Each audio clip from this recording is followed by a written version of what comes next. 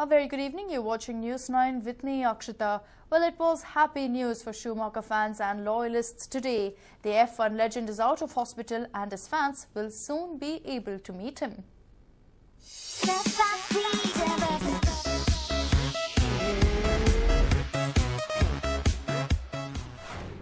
11:01 a.m.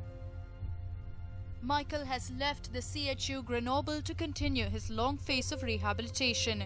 He is not in a coma anymore. His family would like to explicitly thank all his treating doctors and therapists in Grenoble, as well as the first aiders at the place of the accident, who did an excellent job in those first months. The family also wishes to thank all the people who have sent Michael all the many good wishes. We are sure it helped him.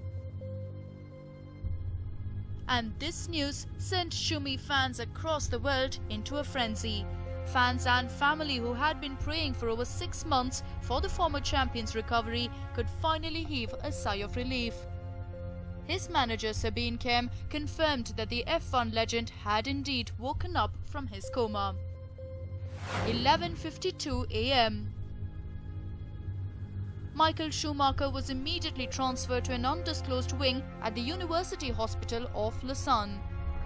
The hospital was the first choice of the family due to its proximity to Schumacher's hometown. The former champion will undergo intense rehabilitation for the next 50 days or so. Schumacher will be monitored by physiotherapists, doctors, nutritionists, nurses and neurological experts. Hospital officials, on condition of anonymity, even said that the former champion communicated with his wife and son. Analyzing the situation, a leading neurosurgery specialist said, "If he's been released from the hospital he was in, it means he's able to support his own breathing and bodily functions. With rehabilitation, they'll try to train him to cope with the disabilities that he's got to achieve as much life function as possible. If he's had a brain injury, he may have weakness in his limbs secondary to loss of brain function. He may have problems with speech and swallowing." Following the news of Schumacher coming out of coma, Twitter was abuzz with tweets, with fans expressing their joy. The first to express their joy were football players from various teams. Terming it as the apt moment, they said that the F1 legend could now watch all the important matches. Schumacher out of coma and out of hospital, just in time for Germany's first game of this World Cup. Inspiration. What a great news. Get well soon, Schumi. I'm so glad and happy when I just heard it. Also elated were Mercedes F1 team, Schumi's last team in Formula 1. Encouraging news on Michael's condition this morning. We couldn't ask for a better start to the week. Other teammates too rushed to Twitter to express their happiness over the development. Good start of the week with the news of Michael. So happy this is going in the good direction.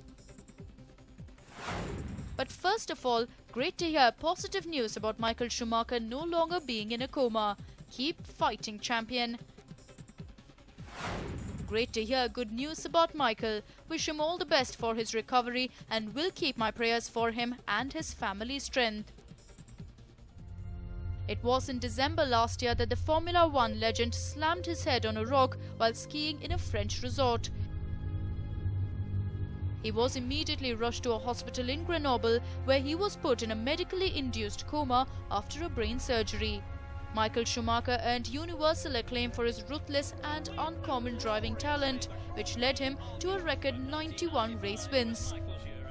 He retired from F1 racing in 2012 after an unmatched 7 world titles.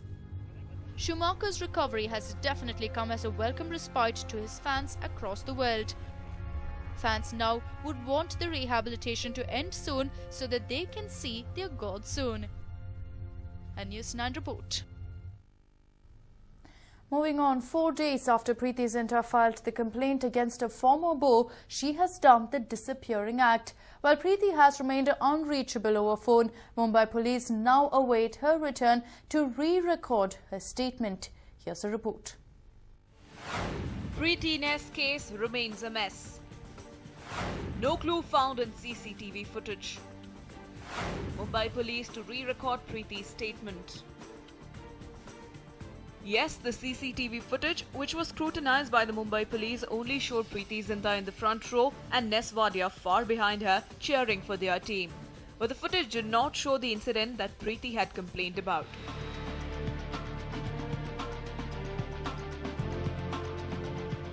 Since the Mumbai police have not found video evidence to back Preeti's complaint, they are now awaiting her return from the US to re-record her statement.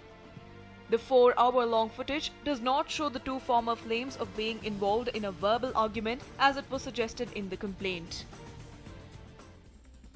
We are waiting for Ms. Zinta to return from abroad to record her supplementary statement. That will give us clarity into the allegations. We want to have a clear picture on what exactly transpired. We have contacted her lawyer to get in touch with her as her number is switched off. We want further information on certain points, like the exact place they were in when the incident took place, because we did not find their seats in the CCTV footage.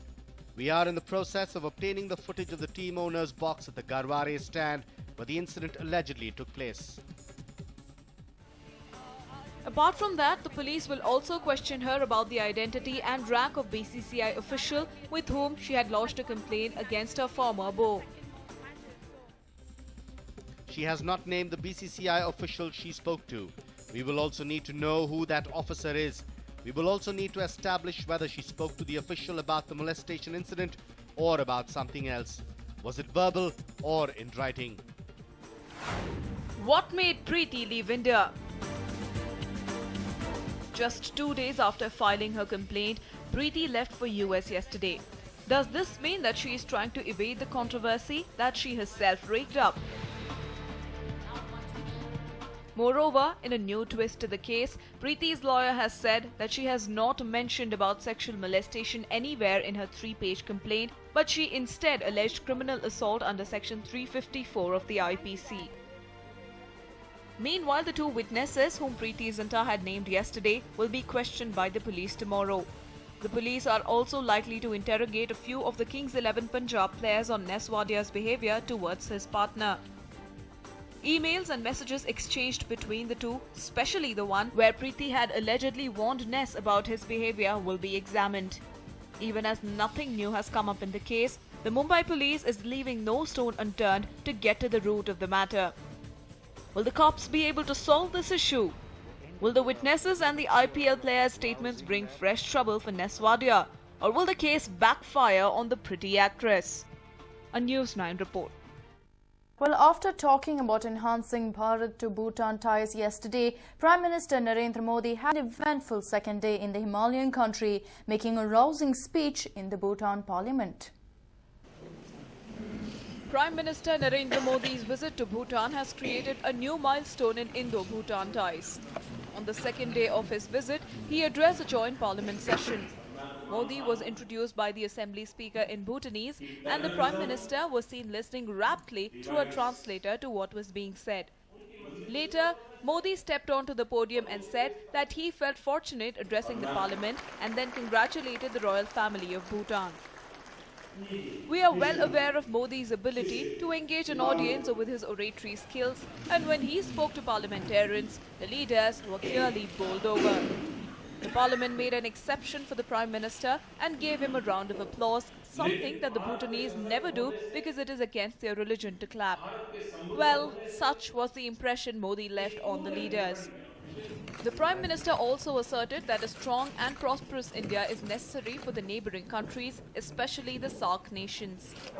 External Affairs Minister Sushma Swaraj, who was accompanying Modi, addressed a press conference where she claimed that the 2-day visit to Bhutan was successful and satisfactory.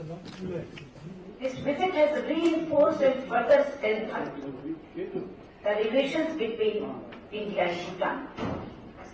Secondly, in spite of being a very short visit, the Prime Minister could interact with legislature, judiciary and the executive, all the 3 wings of democracy.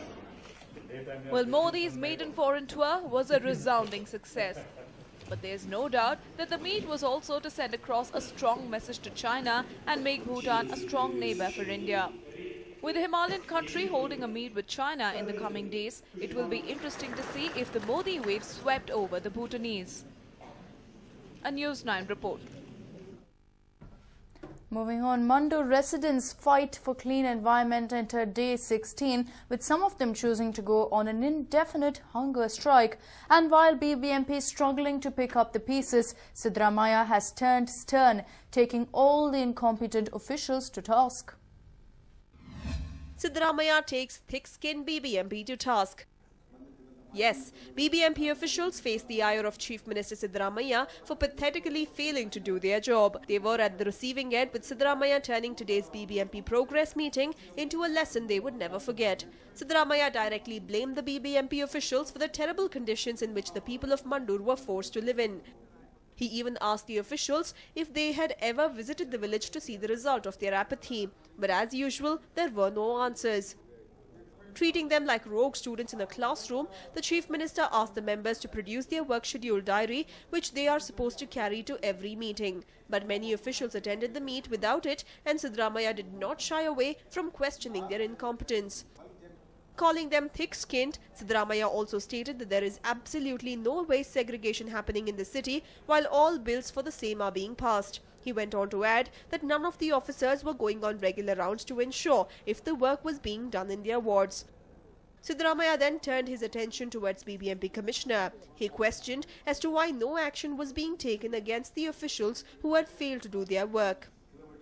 Garbage ಬಗ್ಗೆ joint ಕಮಿಷನರ್ಗಳು ಪ್ರತಿದಿನ 7 ಗಂಟೆಗೆ ಅವರು ವಾರ್ಡ್ಗಳಿಗೆ ಹೋಗಬೇಕು, visit ಮಾಡಬೇಕು, ಕಸ ವಿಲೇವಾರಿ ಮಾಡೋದು, ಆಮೇಲೆ ಡೆಬ್ರೀಸ್ಗಳನ್ನು ತೆಗಿತಕ್ಕಂಥದ್ದು, ಜಂಗಲ್ಗಳಿದ್ರೆ ಅದನ್ನೆಲ್ಲ ಕ್ಲಿಯರ್ ಮಾಡ್ತಕ್ಕಂಥದ್ದು, ಖಾಲಿ ಇರ್ತಕ್ಕಂಥ ಸೈಟ್ಗಳ ಮೇಲೆ ಡೆಬ್ರೀಸ್ಗಳಿದ್ರೆ ಅದನ್ನೆಲ್ಲ ತೆಗೆದಾಕಬೇಕು ಅಂತಕ್ಕಂಥದ್ದು, ಅವೆಲ್ಲ ಅವ್ರಿಗೆ ಜವಾಬ್ದಾರಿ. ಡಿಸಿಗಳಿಗೆ, ಇಂಜಿನಿಯರ್ಗಳಿಗೆ ಈ ಜವಾಬ್ದಾರಿ. ಮತ್ತು ಪ್ರತಿ ತಿಂಗಳು ಕೂಡ ರಿವ್ಯೂ ಮಾಡಬೇಕು. ಪ್ರತಿ ತಿಂಗಳು ರಿವ್ಯೂ ಮಾಡಿದಾಗ ಯಾರು ತಪ್ಪಿಸ್ತಿದ್ದಾರೆ, ಯಾರು ಅವ್ರ ಜವಾಬ್ದಾರಿನಲ್ಲಿ ವಿಫಲರಾಗಿರ್ತಾರೆ ಅಂಥವ್ರನ್ನ ಸರ್ಕಾರಕ್ಕೆ ಶಿಫಾರಸು ಮಾಡಿ ಅವ್ರ ಮೇಲೆ ನಾವು ಕಠಿಣವಾದ ಕ್ರಮ ತಗೋತೀವಿ. They surely got a class, but by the end of the meeting, they had managed to convince the Chief Minister to give them 5 months' time to bring the situation under control. ನನ್ನ ಫಲಿತಾಂಶ ಯಶಸ್ವಿಯಾಗಿದೆ. ನಾವು ಮೊದಲು 8ರಿಂದ 1 ವರ್ಷ ಅಂತಿದ್ವಿ, ಆಮೇಲೆ ಮುಖ್ಯಮಂತ್ರಿಗಳು 6 ತಿಂಗಳು ಅಂತ ಹೇಳಿದರು.